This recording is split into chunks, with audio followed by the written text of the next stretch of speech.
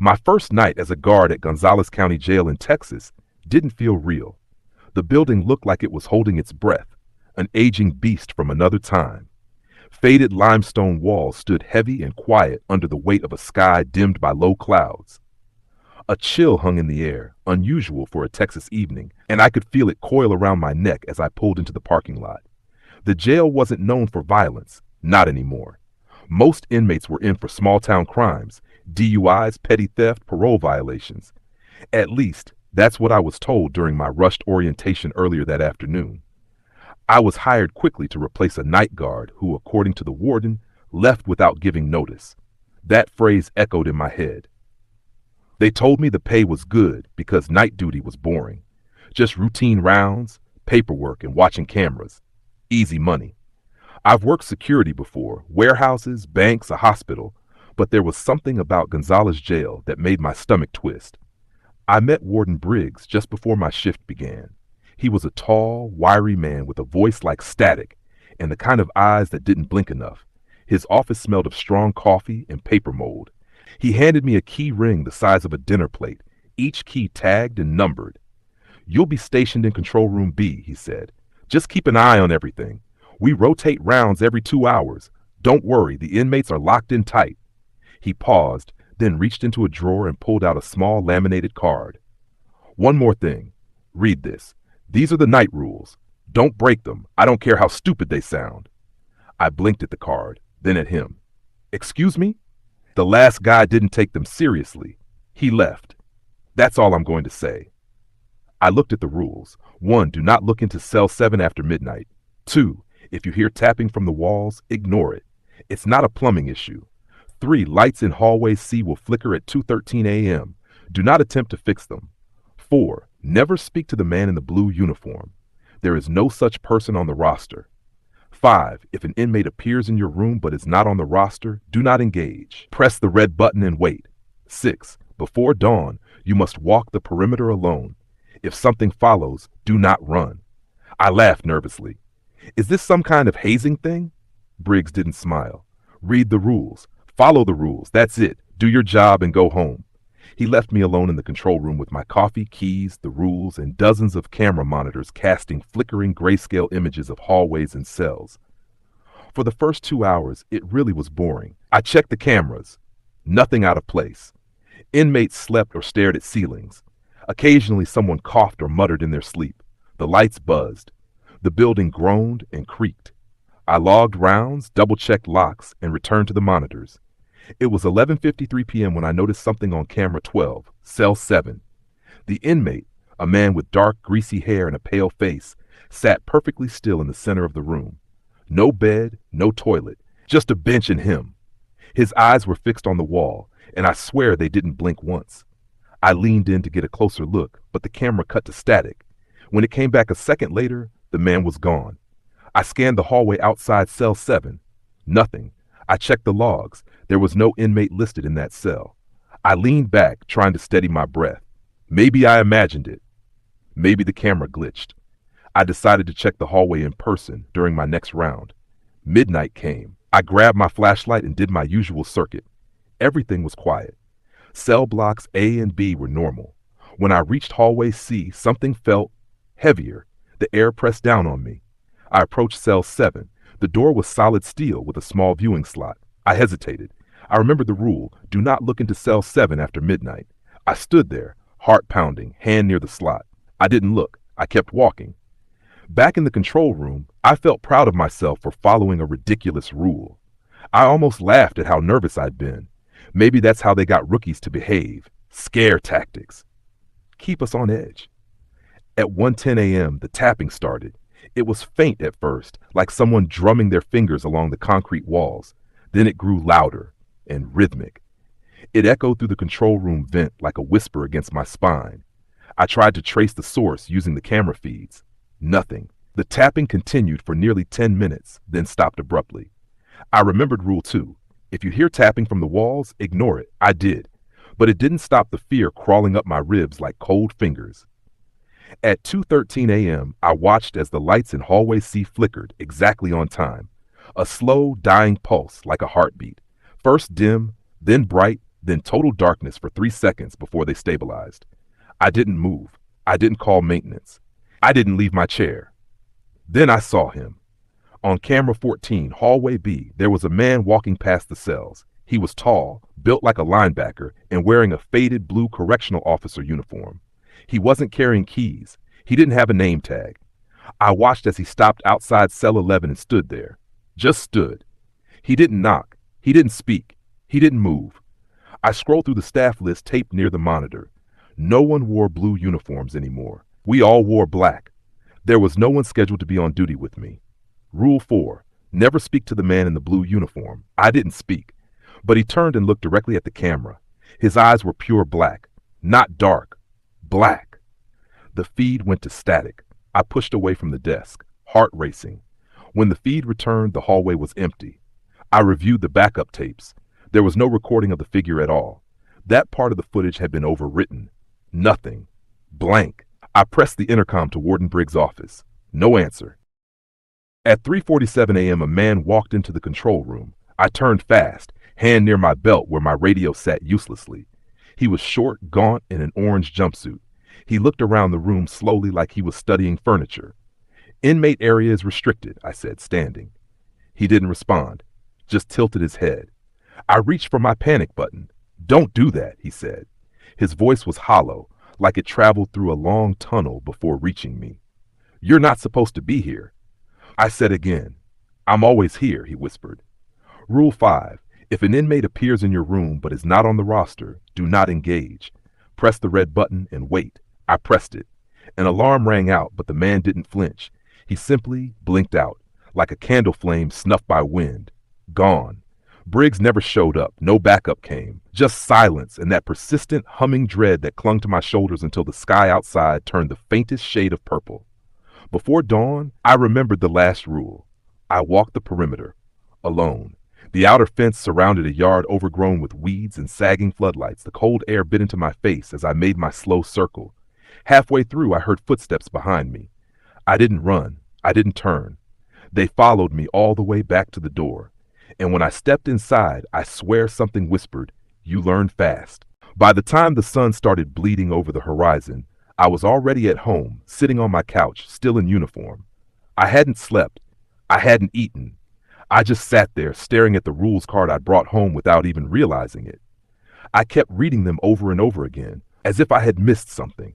Some line between the lines that would explain everything I saw. The part that scared me the most wasn't the ghostly inmate or the man in the blue uniform. It was the fact that I followed the rules, and it worked. They weren't just superstitions. They weren't old guard jokes passed down to mess with rookies. They were real. And if I'd broken even one, I knew I wouldn't be alive to tell the story. Still, I returned that night. Something about Gonzales County Jail makes it hard to stay away. It pulls at you. It whispers to you in silence. Maybe that's why the last guard left. Not because he was scared, but because he knew if he didn't leave fast enough, he wouldn't leave at all. Warden Briggs greeted me at the gate, looking the same as always, dusty, dry, and a little too calm. "You came back," he said, like he wasn't expecting me to. "I followed the rules." He nodded, then handed me a new laminated card. "These are for night 2, he said. I stared at it. "New rules? They change," he said. "The building remembers." He walked away before I could ask what the hell that meant. I looked at the new card. Night 2 rules. 1. Do not answer any call from Block D after 1:30 a.m. No one is housed there. 2. If you hear whistling, hide. 3. The camera in the janitor's closet will show something at 2:45 a.m. Do not watch it. 4. If someone knocks on the control room door, check the monitor before opening. If no one is there, do not open it. 5. You may be asked your name. Do not give it. I pocketed the card and walked through the halls like I was entering a church built by something not quite human. Everything looked the same, but now I knew better. Now I could see where the darkness clung a little too tight, where the walls bulged like something was breathing inside them. I made it to Control Room B. Same hum of cameras, same stale coffee, same cold air. For the first hour, nothing happened. At 1:26 a.m., the phone rang. I jumped. The control room phone had dust on the receiver. It wasn't the kind of phone that ever rang, just one of those outdated intercom lines hooked to the inmate blocks. It rang again. I looked at the screen. Block D. Rule number 1. Do not answer any call from Block D after 1:30 a.m. No one is housed there. It was 4 minutes early. Not my problem, I said aloud, trying to steady my voice. It kept ringing, ringing, ringing. Then it stopped. I let out the breath I didn't know I'd been holding. But before I could relax, the speakers kicked on. Static. Then a voice. "Why didn't you answer me?" it whispered. I froze. The voice was childlike, female, no emotion, no distortion. "You hear me," it said. I grabbed the phone off the hook just to break the connection, but the static didn't stop. The voice came through again, this time louder. "You can't ignore me forever." I yanked the speaker cable from the control board. The sound cut instantly. Then I saw it. On the monitor for Cell 01 in Block D, an empty cell with no inmate assigned, there was a small girl standing by the bed. She was barefoot, hair soaked like she'd just come out of a flood. Her head was tilted up at the camera, eyes pure white. I switched the monitor feed. I couldn't bear to look. When I came back to it, she was gone. I leaned back, heart pounding. At 1:55 a.m., a faint whistling started. It was distant at first, gentle, almost sweet. It reminded me of an old lullaby, but it got louder, closer, like someone was walking through the halls. Whistle, step, whistle, step. I checked the cameras. Nothing. I flipped through every hallway, all clear. But the whistling didn't stop. Then it was just outside the door. Rule 2. If you hear whistling, hide. There wasn't really anywhere to hide in Control Room B. Just a desk, a shelf, and a filing cabinet. I dove under the desk, heart hammering in my chest like it was trying to escape. The door handle rattled. Then it went silent. I stayed there, under the desk, barely breathing for at least 10 minutes. When I finally crawled out, the clock said 2:12 a.m. I sat in the chair, sweating, hands shaking. The building was playing with me. At 2:44 a.m., I remembered Rule 3, the camera in the janitor's closet. I had 30 seconds. I hovered over the monitor number, then backed away. Curiosity burned like acid in my chest. I wanted to know. I wanted to see what was so bad about that 1 minute of footage. I turned my chair away from the monitors. I closed my eyes. I counted slowly to 60. Somewhere around the 30-second mark, the air behind me changed. It got hot, thick, heavy with the smell of rust and burnt hair. Something was breathing. Right behind me, the breathing got faster, louder, closer. I didn't move. I didn't breathe. Then at the exact moment the clock hit 2:46 a.m., it stopped. The air returned to normal. When I turned around, every single monitor showed static. Every one except the janitor's closet. It showed the inside of the control room. It showed me, sitting, staring at the screen. And behind me, something was crouched, long limbs, skin like black tar, no face, its hand just inches from my neck. I pulled the power to the entire console. Everything went dark. Then came the knock. 3 soft taps on the control room door. I scrambled for the emergency light and flicked on the backup power. Cameras rebooted slowly. I stared at the monitor for the hallway outside the door. It was empty. Rule 4. If someone knocks, check the monitor. If no one is there, do not open the door. I waited. More knocking, softer this time, like fingertips. Then a voice. "Hey man, it's Briggs. Let me in." My blood froze. The voice was close but wrong. Too flat, no pauses. Like someone reading a script without understanding the words. "It's okay now. Let me in." Still, the monitor showed no one. I backed away from the door. Something slid under the crack. I looked down. It was a piece of folded paper. I hesitated, then picked it up with the edge of my sleeve. On the paper, written in red ink, "You're not supposed to be here." My chest tightened. "Let me in," the voice repeated, now from the vent behind me. I ran. I left the control room, keys clanging against my hip, sprinted down the corridor, and didn't stop until I hit the back emergency stairwell. I climbed to the roof access and burst out into the night air, lungs burning, eyes wild. I stayed up there until dawn. When the sun finally rose, I climbed back down. Briggs was waiting at the front gate again. "You ran," he said. "I followed the rules." He looked at me, almost with pity. "You'll come back tonight?" I didn't answer. I walked past him into the lot, got in my car, and sat there staring at my shaking hands on the steering wheel. Then I saw it. On the passenger seat, another laminated card. Night 3 rules. I didn't remember picking up the new rules card. It was just there when I got in my car, like someone had slipped it onto the seat while I was on the roof, gasping for air. I didn't touch it for hours, just stared at it through the windshield while parked in the lot of a diner that hadn't opened yet. I chain smoked. I drank black coffee until my hands shook worse than they already were. Then finally, I reached over and flipped the card. Night 3 rules. 1. If a phone rings in Control Room B tonight, do not answer it. Unplug it. 2. At 1:45 a.m., there will be a power outage. Do not move until the lights return.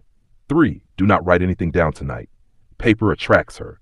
4. Someone may come asking for the old guard. Tell them he doesn't work here anymore. Do not ask why.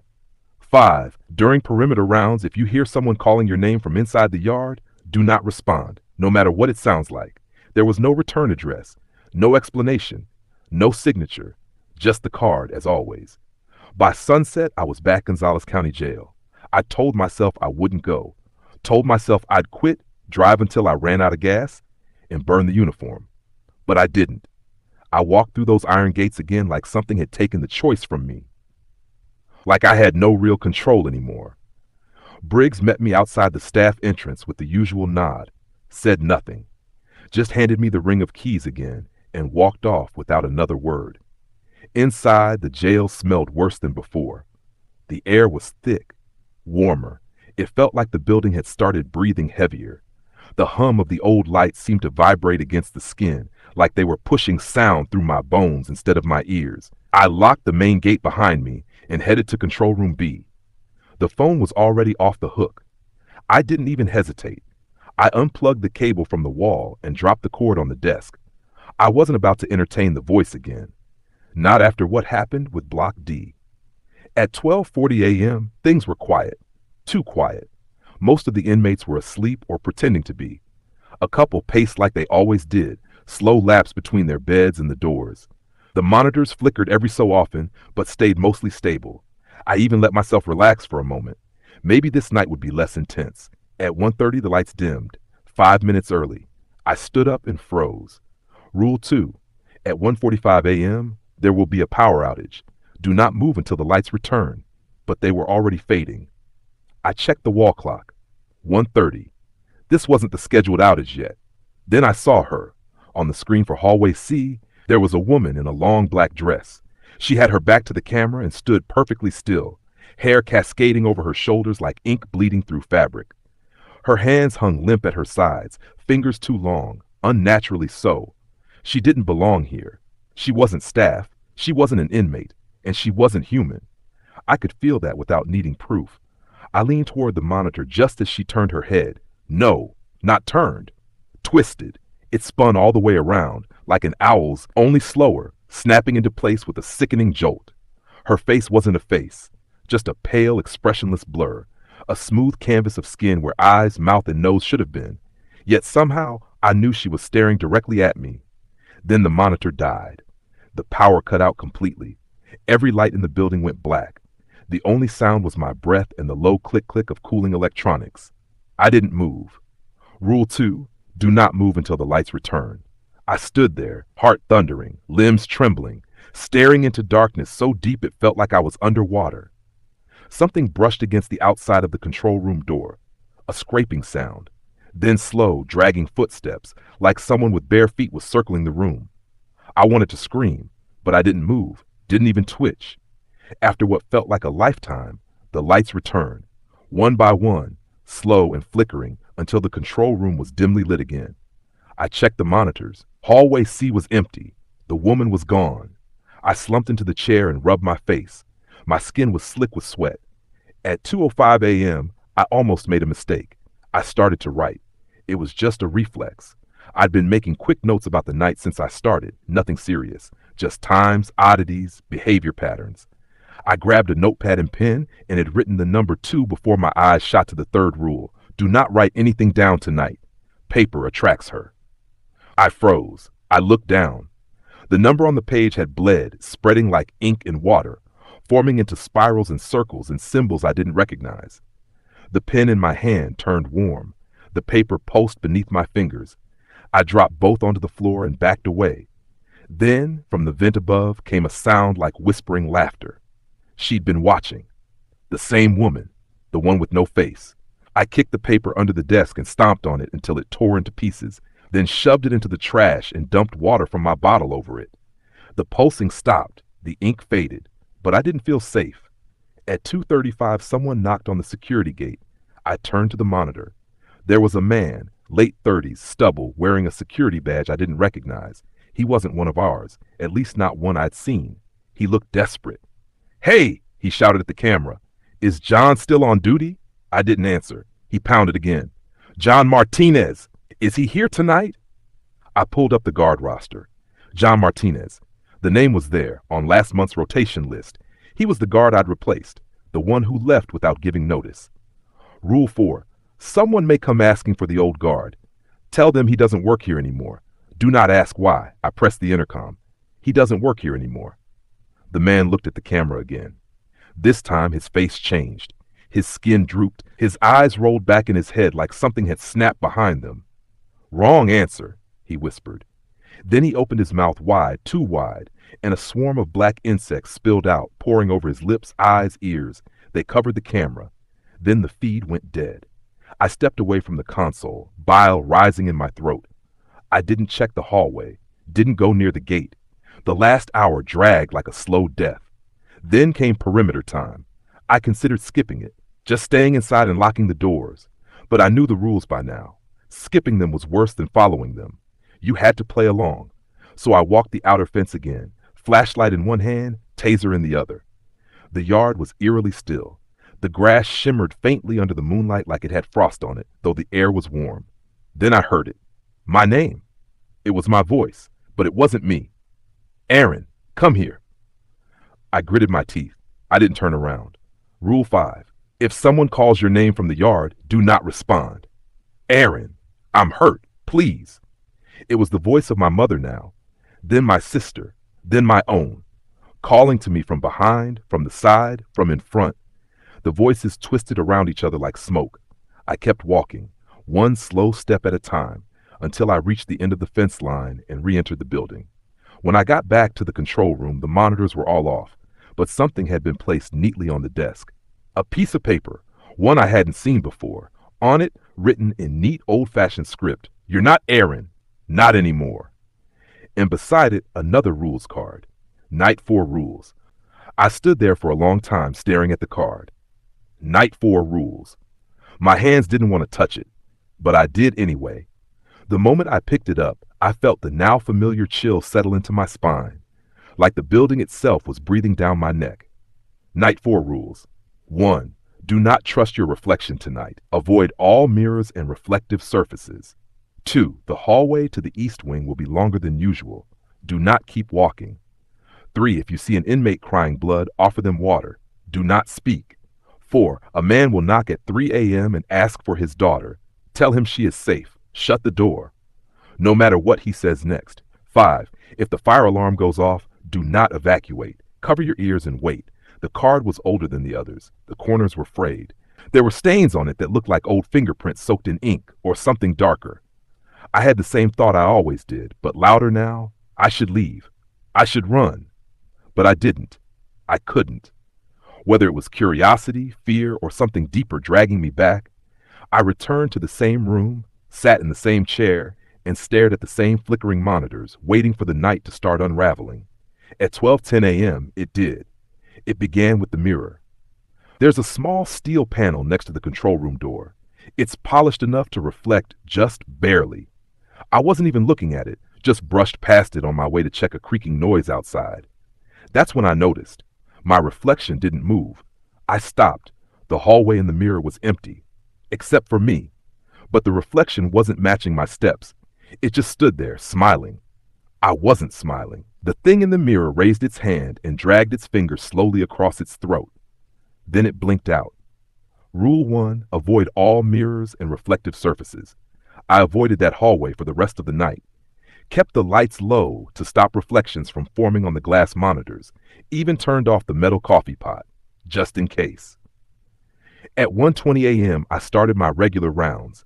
When I reached the hallway leading to the east wing, I stopped. It stretched ahead like a tunnel. Too far. Much farther than it ever should. The walls warped at the edges, almost like the building had stretched itself out like taffy, swallowing light as it went. Rule 2. The hallway to the east wing will be longer than usual. Do not keep walking. I took one step forward. Then I stopped. The floor groaned. The walls pulsed. Something was breathing in there. I stepped back and turned around. The moment I did, I heard footsteps sprinting down the hallway toward me. Fast. Furious. Inhuman. I didn't turn around, didn't run. I walked calmly back to the main cell block and closed the emergency gate behind me. The footsteps stopped right at the other side, but nothing was there. At 1:58 a.m., the crying started. Cell 6. A woman was sitting on the edge of her cot, head bowed, hands over her eyes. Her fingers were streaked with red. Blood ran down her cheeks like tears, soaking the neckline of her uniform. She wasn't listed on the roster. Another ghost. Another test. I remembered the rule. If you see an inmate crying blood, offer them water. Do not speak. I walked slowly to the hallway water cooler and filled a paper cup. Then I approached her cell and slid the cup through the slot. She didn't speak. She didn't look at me, but she reached for the cup and sipped. The blood stopped flowing. She lay down and closed her eyes. Just like that, she vanished. No scream, no flicker, no warning. She was simply gone. I returned to the control room shaken, still gripping the empty paper cup. I crushed it and dropped it into the bin beside my desk. At 2:45 a.m., the fire alarm went off. Screaming klaxons filled the building. Lights turned red. The emergency gates unlocked automatically with a loud metal clunk. I could hear cell doors shaking as confused inmates woke up and started yelling. Rule 5. If the fire alarm goes off, do not evacuate. Cover your ears and wait. I covered my ears and dropped to the floor. Then I saw it. On the monitors, red lights revealed something crawling along the ceiling of the east wing hallway. It had too many arms, too many legs. It moved like a spider, only backwards, upside down, as if gravity was nothing to it. Every few seconds, it would stop and slam its head against the lights, leaving trails of dark fluid. That's when I realized it wasn't a fire drill. This was the real reason we weren't supposed to evacuate. We weren't the ones in danger of burning. We were the ones being hunted. I kept my ears covered. Eventually, the alarm shut off. The red lights flickered and returned to normal, and the creature was gone. At exactly 3 a.m., there was a knock at the staff entrance. 3 slow, deliberate raps. I checked the camera. A man in a faded flannel shirt stood there. Mid-50s, hair slicked back, pale and stiff like wax. His eyes were dull, almost gray. He looked up at the camera. "I'm looking for my daughter," he said, calm and quiet. "She got picked up last night." I looked down at the rules again. Rule 4. A man will knock at 3 a.m. and ask for his daughter. Tell him she is safe. Shut the door. No matter what he says next, I press the intercom. "She's safe. Is she?" His tone shifted. He pressed his hands to the glass. "I need to see her. She's just a little girl." I hit the button again. "She's safe." He tilted his head. "Don't lie to me." His voice deepened. "You don't know what she is." He smiled. It cracked the skin of his face. "She was born in this jail. Did they tell you that?" I reached out and slammed the gate's lockdown override. He vanished. Not walked away. Vanished. Like someone had shut off the frame of film he existed in. I sat back down, heart hammering. 30 minutes left. At 3:33 a.m., something strange happened. The camera stopped working, and then a new one appeared. A feed I'd never seen before. Labeled Block X, it wasn't real. At least not officially. I had memorized the floor plan. There was no Block X. The feed showed a long corridor lit by candles, lined with iron doors. From one of the doors, something crawled out. It was her, the woman from the night before, the one with no face. She walked slowly toward the camera, her head twitching, her arms dragging behind her like dead weights.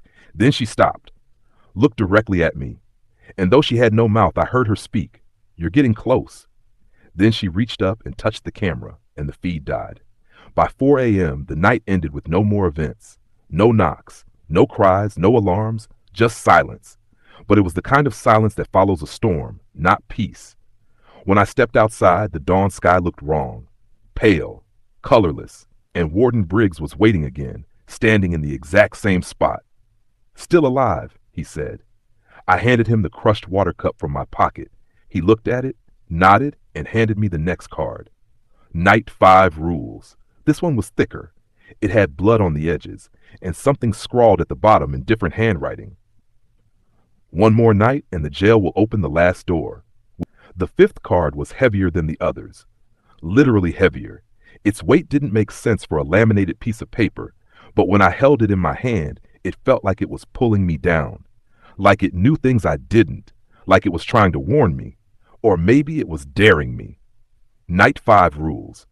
1. Do not enter block X, even if you see it, especially if the door is open. 2. If you hear humming in the staff hallway, walk the other way. 3. Between 2 and 2:15 a.m., you will be watched. Act natural. 4. An officer named Rivera will appear on the monitors. He died in 1999. Do not acknowledge him. 5. If you hear Warden Briggs' voice over the intercom, it's not him. Do not respond. There was no longer any illusion of control. Whatever Gonzales County Jail really was, it had stopped pretending. I arrived before nightfall and parked my car farther from the building than usual. Just sitting there in the driver's seat, I stared at the structure silhouetted against the bleeding orange horizon. It looked older than yesterday, as if the years were starting to pile on it again. Inside, Briggs didn't wait for me this time. No greeting, no keys, just an unlocked gate and a feeling in my gut like I was being welcomed by something with teeth. I entered. The control room was colder than before, much colder. Every monitor was already on. Some of them were showing rooms I hadn't seen before. Basement tunnels, black staircases, brick chambers lined with chains. None of them belonged to Gonzales County Jail. At least, not the version that was supposed to exist. 12 a.m. struck without incident. I waited for the moment the night would crack open again. At 12:37 a.m., the humming started. Soft, beautiful, heartbreaking. It echoed from the far end of the staff hallway, a melody I somehow knew but couldn't place. My mother used to hum something like it when I was little, sitting beside my bed at night waiting for me to sleep. But she was gone, been gone for years. Rule 2, if you hear humming in the staff hallway, walk the other way. I turned on my heel and went the opposite direction, even though every fiber of me wanted to follow it, to find who was singing, to remember something I was never meant to forget. The humming followed me, soft at first, then closer, then it stopped. When I turned the corner and looked back, no one was there. Just an empty hallway and a wet footprint on the tile floor. At 1:42 a.m., something new happened. Block X appeared on the monitors again. This time, it had sound. I could hear whispers, sobbing, chains clinking, and the slow, rhythmic creak of something swinging from the ceiling. The feed showed the same corridor of iron doors, but this time one of them was wide open, and through it I saw a staircase spiraling downward into darkness. Rule 1, do not enter Block X, even if you see it, especially if the door is open.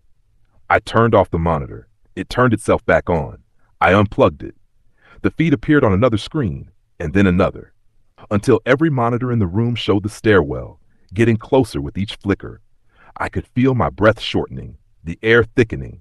Something was coming up. I grabbed my chair and turned it to the wall, sat with my back to the screens, closed my eyes. I stayed that way until the clock hit 2 a.m. Then the air changed again. I could feel it. Rule 3, between 2 and 2:15 a.m., you will be watched. Act natural. Easier said than done when something invisible is staring into the cracks of your soul. I stood, stretched, pretended to adjust some paperwork, poured myself coffee that I didn't drink, all while resisting the urge to look over my shoulder. The feeling of being watched was stronger than anything I'd ever felt. Not like someone was in the room, but inside me. Like they were trying to wear me from the inside out. At 2:15 a.m., it stopped. The room snapped back to silence. The monitors returned to normal. Then Officer Rivera appeared. He looked human. That was the worst part.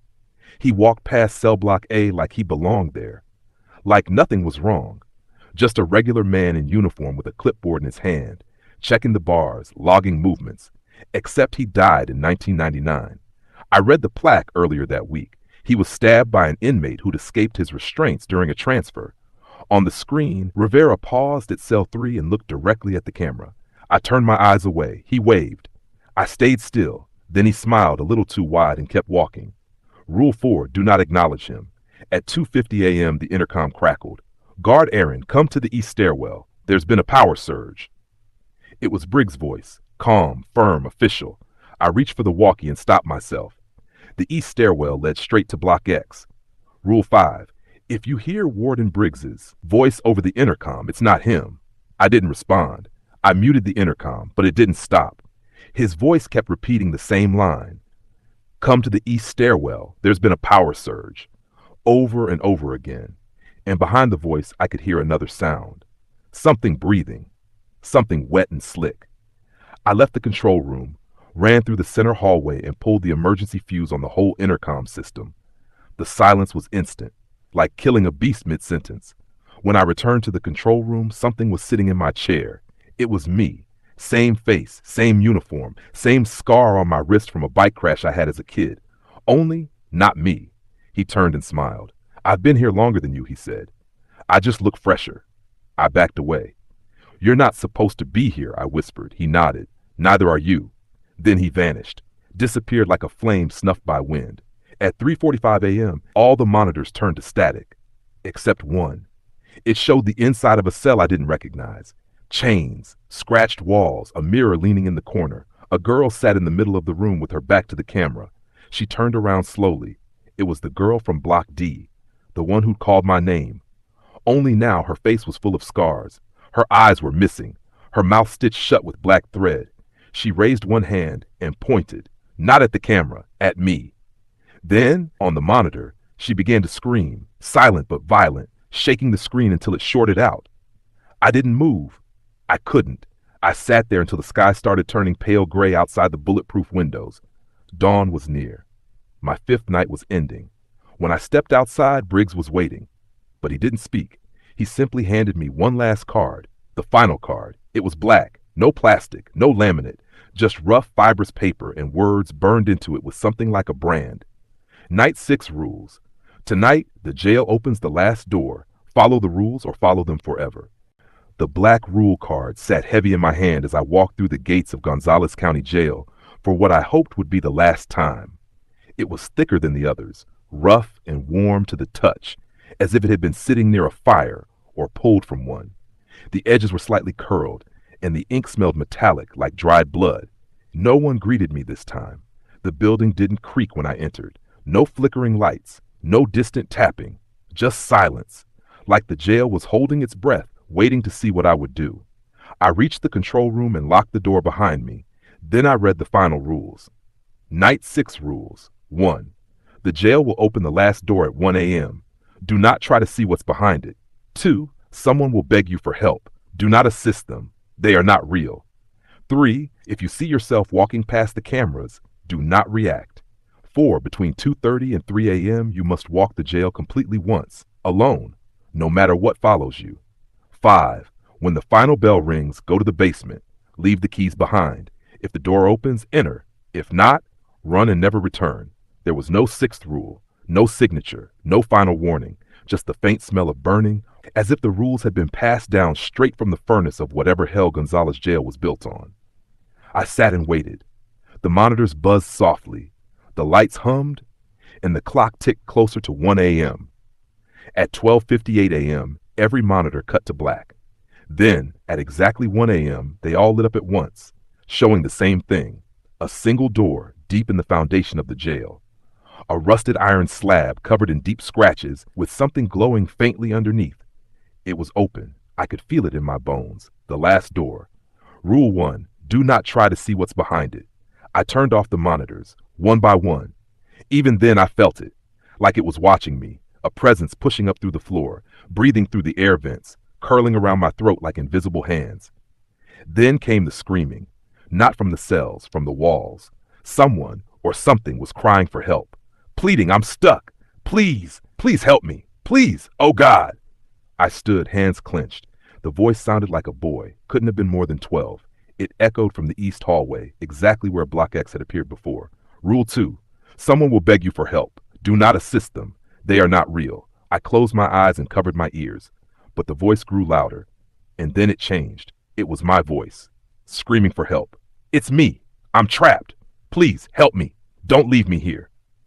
I fell to my knees, like hands against my skull. No, I whispered. You're not me. The screams turned to laughter, a cold, echoing chuckle that followed me even after the silence returned. At 1:47 a.m., I caught movement on one of the cameras. Me. I was walking down cell block B, flashlight in hand, moving slow and careful like I was searching for something. Only I hadn't moved. I was still in the control room. Rule 3. If you see yourself walking past the cameras, do not react. I gripped the desk until my knuckles turned white. The other me paused, looked straight into the nearest camera, then smiled. Wide, sharp, wrong. He held up a hand and waved. I unplugged the camera feed. By 2:30 a.m. it was time. Rule 4. Between 2:30 and 3 a.m., you must walk the jail completely once, alone, no matter what follows you. I didn't want to, but I knew better now. The rules weren't optional. They were the only reason I was still breathing. I left the control room, flashlight in hand, and started the walk. Cell block A, quiet. Cell block B, one inmate standing at his door, staring at me with black eyes. I didn't stop, just kept moving. Hallway C, every light off. I walked through darkness and felt breath on my neck the whole time, but I didn't turn around. The staff hallway, my own footsteps echoed louder than they should have, like I was being followed by something with longer legs and no shoes. When I reached the perimeter fence, the air changed again. The building behind me groaned, low, wet, like it was trying to speak. Then I heard it. Footsteps, fast, crawling. Something was chasing me. I walked faster. It moved faster. I walked faster. It growled. I didn't run. I kept walking until I passed through the front hall and returned to the control room. When I looked back through the small glass window in the door, there were no footsteps. No thing, but the floor was covered in long black scratch marks. At 3:33 a.m., a bell rang. I didn't know we had a bell. It was deep, metallic, like a church bell underwater. Rule 5. When the final bell rings, go to the basement. Leave the keys behind. If the door opens, enter. If not, run and never return. I dropped the keys on the desk, walked to the back stairwell, down 2 flights. Then I reached the basement. The air was warm, thick, heavy with mildew and something else, something electric and rotten like scorched wires soaked in meat. The door at the end of the hall was wide open. Inside, only darkness. No light, no stairs, just shadow. A low hum pulsed from inside. It wasn't a sound, it was a feeling. I stepped to the threshold. The air pulled at me, soft and cold, like fingers brushing across my chest, inviting me. But I didn't step in. Not yet. Then I heard the voice. Briggs. Aaron, he said, standing in the hallway behind me. You did well. I turned slowly. He was smiling, but not like a man smiles, like a wolf might. You made it to the last door, he said. Most don't. Most forget the rules. Most beg, but not you. I couldn't speak. He stepped closer.